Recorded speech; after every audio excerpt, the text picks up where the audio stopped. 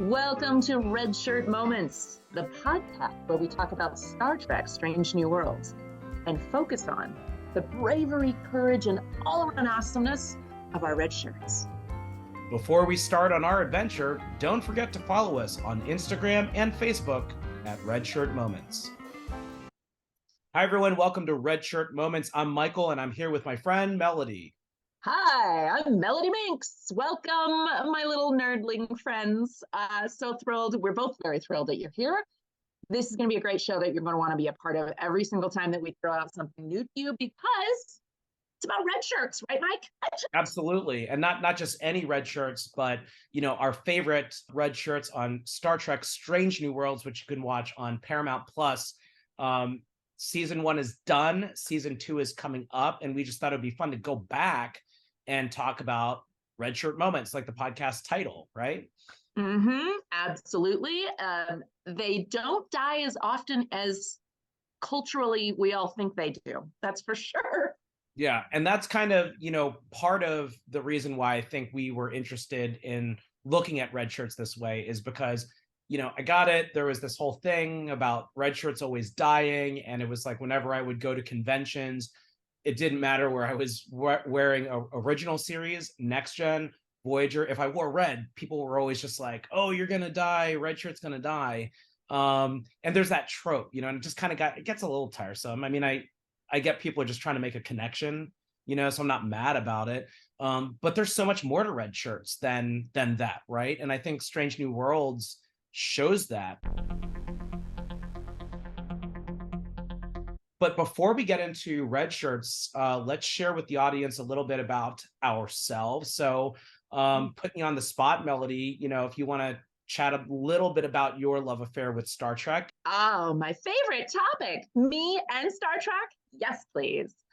I've always loved Star Trek from way back in the day. My folks got me into it. I think they just set me in front of the TV when the reruns would come on of TOS. Just some of my earliest memories are seeing that. I don't know all the aliens' names, but that one face with big eyes, oh my gosh. And of course, our very first Orion dancing, like Green Lady. Yes, please. These are things that I've known since I can remember. So started going to cons just, I don't know, 2000, when did I meet you? 17? Yeah, I guess that was your life-changing moment, was when you met me, I guess. When I met Mike, everybody. As it is with everyone, Mike. Oh, Chihuahua. Right on. But anyway, so I started going to cons because I ran into some friends here where I am. You're back east. I'm on the west. And they were super into Star Trek. And they're like, oh yeah, we go to the cons. I'm like, what? May I join you? And the rest is history. I've been going every year and I love all the outfits and I love all the things and I love the shows. Strange New Worlds has got to be one of my favorite shows, not just Star Trek, like overarchingly. Wow. That I've been watching streaming for quite some time. I love it. Yeah. So yay to having a podcast about Strange New Worlds by itself, one. And two, about red shirts, something that's so culturally ingrained. So maybe we'll break some of that cultural ingrainment a little bit because they don't always die. Yeah, no, that's part of what I think we're hoping to do. I was listening to a different podcast and they were talking about how there's so much more depth to some of these characters than there might have been even in some of the original series, but definitely breaking stereotypes. So that's me, Mike. How about you? Tell us, dear Michael, all about yourself and Star Trek. So my first memory of watching Star Trek was actually when I was a kid, and I was actually supposed to be eating dinner. And my mother told me, no TV, like focus on eating dinner. So when she walked out of the room, I snuck over to the TV, I turned it on, and it was Star Trek, the original series episode. And when I went back and I sat down, my mom was like, I thought I told you no watching TV. And I said, I'm not watching it. I am listening to it. There is you little trickster. A difference. There is a difference. But, I, like you, I loved it growing up. And I remember Next Generation was the show that was airing when I was really like loyal to it. And, we would be getting ready for bed and then like run downstairs and like watch Next Gen. My first convention was actually for my 13th birthday. My dad took me to it. And then Oh they my didn't go for a long gosh. time. I know it's a long, long history. Wait, let me picture a tiny 13-year-old Michael going to a con. Were you dressed up? I was, and it was there's a Mm. picture of it. Some people have seen it, but it was a Next That Generation needs to season exist on our one show, on our podcast. jumpsuit. That was my first convention. And then where we met at the Star Trek Las Vegas convention, was always just such a great time. And that is kind of my origin story as a Trekkie. So let's talk about the elephant in the room. Yeah, big red elephant in the room. Go. Big red elephant in the room. This trope of red shirts dying. What's the deal with that in the show? The trope that it's always the characters in red shirts that die.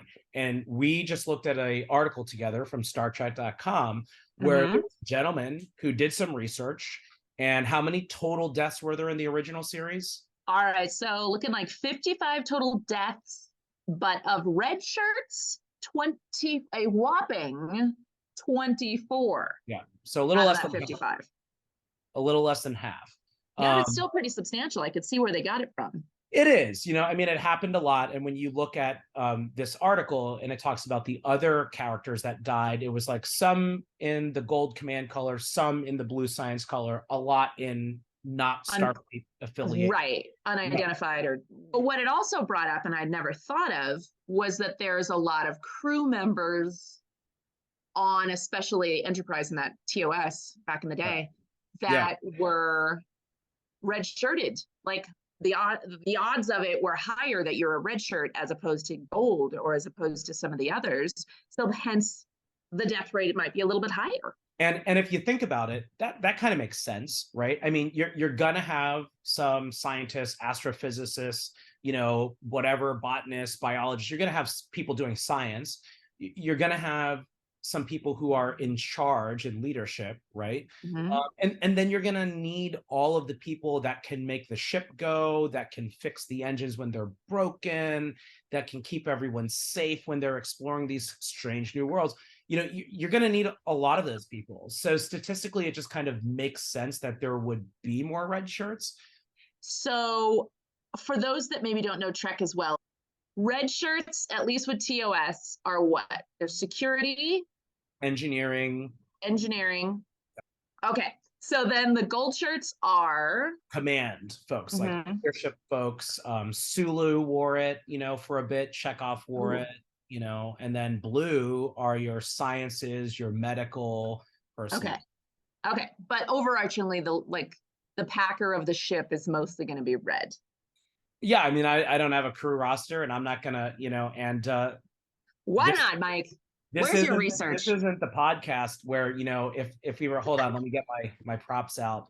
You're all, there were 430 crew members aboard the Enterprise, and actually that was nerdiness and mansplaining in the same 30 seconds. Yes. No, I mean, look, there are people. Though I'm a woman who hates mansplaining, that was hilarious. I mean, there are probably, if there's, and look, I'm not knocking it. There's a segment of fandom that loves those details. Okay. Yeah. And that's great. If that's your hobby and that's what you love doing and you really love getting into that, that's awesome. Not downing it, but that's not what you or I are about, right? That's not our thing. So much. I glaze over things and enjoy them to their fullest. Yeah. I like what I like, and, so that is where that trope kind of comes from. And for better or worse, and I feel like it's worse, it just has become this thing where it's like it doesn't matter what spin-off of Star Trek we're talking about. If somebody sees you in red, that's the automatic assumption about who you're cosplaying or what your character is, right? You're gonna die, you're a red shirt, like, oh, you're wearing red. And it's just kind of like, there is so much more depth to Star Trek and the characters and the people. Like, people put a lot of work into writing who these people are, more so than just like, oh, you're gonna die, so I think that's what we're trying to get at, is let's talk about the interesting, exciting, novel, like you said earlier, the brave, courageous, all around awesomeness of red shirts. So that's the awesomeness. I don't care who you are. Uhura, like, give me a break. She was always in red, hence this mirror universe is what I'm going for.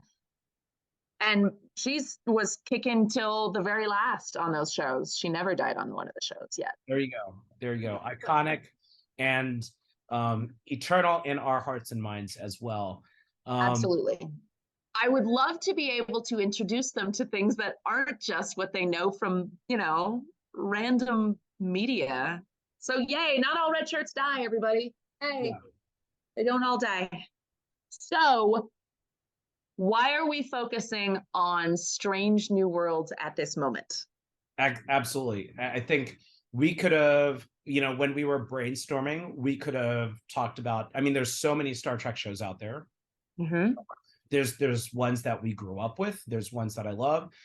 Picard is amazing. That was finished. I literally thought, why should I continue to own a television now that Star Trek Picard has ended? Like what would, like, I literally, by the way, like didn't watch TV for like 2 days after that, because just what was the point, I love the fact that you loved it. I just love the fact that you loved it so much. That's just the cutest thing. Even you're just texting me, don't watch any other endings of any other shows until you watch this, and then give yourself space. And I'm like, okay. No, well, it was the opposite. I recommend that you watch the finales of any other shows before Star Trek Picard. Oh, so I won't compare them. Yeah. I know that you and I have talked a lot about this, but let's kind of share with our audience, and let's start with you, if that's cool. Why do you love Star Trek Strange New Worlds? Like what made you agree to be a part of this? And like, why are you excited about Strange New Worlds so much? Well, anyone that knows Michael knows that you're going to be a part of whatever he requests. That's just a given. Fair. Somebody once said, I asked them, hey, are you into this thing, whatever show it was? And he's like, oh, you mean that thing that none of us have heard about yet, but you're going to tell us about it and we'll all be into it by the end of it? I'm like, what? Exactly. That's exactly it. So of course I'm going to say yes. But overarchingly, this has got to be, as I stated, maybe when you and I talked, not only is Strange New Worlds nearing the top as far as my favorite like Star Trek show, like overarchingly what is being streamed right now, Star Trek Strange New Worlds is like at the top for me. Mm-hmm. Top of all shows. I love the characters. They're so endearing. They're telling enough of their past and where they're coming from for me to really dive deep and jump in with these people, right? They're humanizing them more than I think that they have in the past, which I enjoy that. They're also delving into some of the best aliens that I have adored from childhood, like the Gorn, and expanding on it so much more than I would have ever dreamed. So it's harkening back to things that are just integral, memories for me, but also just adding to it. The great graphics and they make it look fantastic. It makes me just want to be in this world too, because there's humor as well. Because some of the shows are super, super serious and barely breaking a smile, except for particular characters like EMH or, whoever else you think is comedic. I think that this really has a lot of all the things that I love about Trek. So it's way up there for me. It's like the buffet with all your favorite foods. Oh, what a great way to, oh my gosh, perfect, Mike. Yes. Yeah. All my favorite foods. As a Sicilian, that's a lot of foods, but yes, please. So how about you? Why Strange New Worlds as opposed to, I don't know, Lower Decks? Or like you said, you love Picard. So why? I love, like really, like when you step back and you look at Star Trek, we're talking over half a century of content, Oh my God. Yeah. Yes. Right? So like, when you really think about the age of this long running thing that has captured everyone's imagination, I'm honestly grateful for anything that keeps its heartbeat going, and I think what's different now, I think there are people who will watch the new iterations of Star Trek and just like continuously sit with their arms folded and express their disappointment and their dislike. And I think those stem from folks who latched onto one particular type of Trek early Mm-hmm. on. And when they're presented with other things and it doesn't match what they love, then like summarily they hate it. It's fine to like or dislike things. I think hatred of television is weird because like, save that energy for things like, I don't know, like racism, poverty, homelessness. But there's people who like, oh, I hate it. It's like, really? Like that's incredibly strong emotion for what is otherwise like one of the many forms of entertainment that you can choose. But And it's not very personal. Like, how can you hate something if it has nothing really to do with you? yeah, you don't, and you can choose to not watch it. I mean, Yeah. that's a choice. But I think what Star Trek is doing right now is that they are not trying to create one show that appeals to this one specific group of people that have like been co-pilots from the 60s throughout. You know, Mm-hmm. I think they're trying to create several shows that speak to different people in different ways, and there's a diversity in that production process. Like Kate Mulgrew had talked about how for as much as Star Trek is about the future generations, they actually do very little specifically for children. And that's when she was talking about Star Trek Prodigy, And so like for us growing up, like we liked Star Trek, but it wasn't created. I don't know. I'm not sure. Someone will pull out a book by David Gerrold or somebody else and tell me I'm totally wrong. But like I don't think that Star Trek was created with like 9 and 10-year-olds in mind, which is where I like agree. Prodigy is like literally animated. It is for children, and then Lower Decks has a lot of next generation throwbacks and Easter eggs, which is like perfect for like millennials who like grew up with that, right? And now Mm-hmm. Worlds, I feel like is a combination of a lot of those things. So I feel like that's kind of thing, not at all answering the question, but It absolutely does answer the question because you're saying that it's combining all of the things into one for the most part, bringing more people to the fold. And I think that's one of the reasons we chose it. This is yeah. why. The other thing that's hard with Strange New Worlds is how people have become exposed to media and television over time.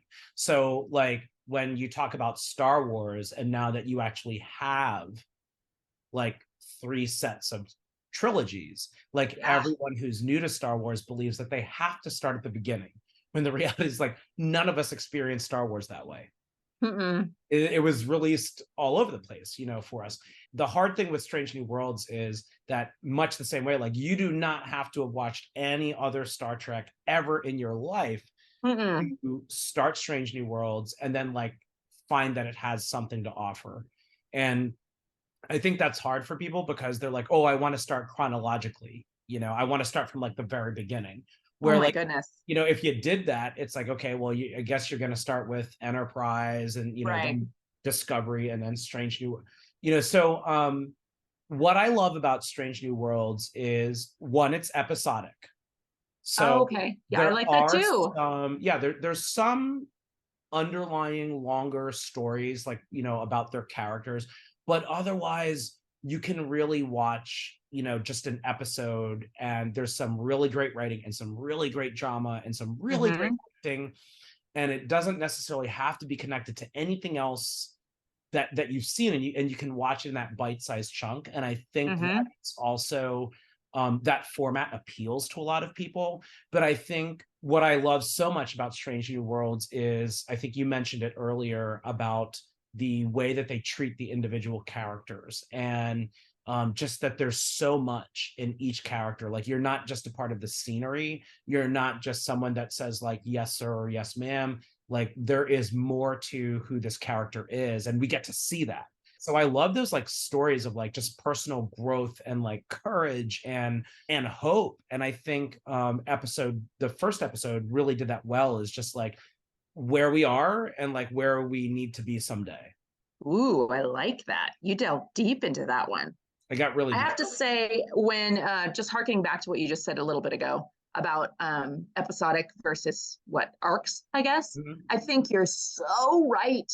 And I think some shows, even outside of the Star Trek realm, kind of blew themselves up a little bit as far as sticking so closely to arcs. I'm going to say, look, I don't want to start any poop, but like X-Files, I have to say the episodic ones, the one-offs were so much better than the overarching aliens arc. I love a good alien show.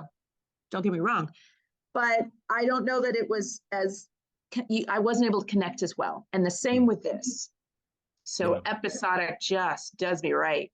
Agreed. I think the other thing too is like there was a time where the concept of a tragic hero was super appealing because there wasn't a lot of it, you know, and I'm not going to go through all the shows, but there's just shows out there where the main character has like a bazillion flaws, you know, and take away the few courageous acts in the story, they're actually quite terrible people. Like they're horrible people, and that's the protagonist, you know, and it's this like long 3-4 season show about this person who has tragic flaws, and I just kind of like we all have our own flaws, right? Like nobody's perfect, but not just, you, Mike.